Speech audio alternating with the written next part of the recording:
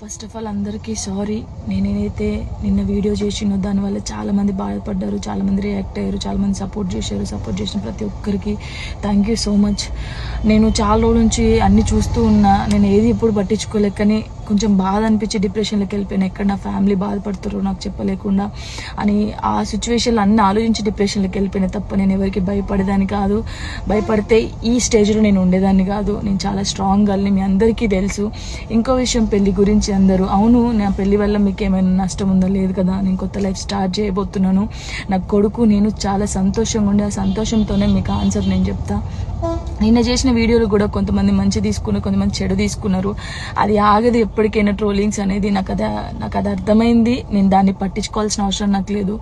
నా లైఫ్లో నేను చాలా స్ట్రాంగ్ ఉంటా, ఇంకా ముందుకు వెళ్తూనే ఉంటా.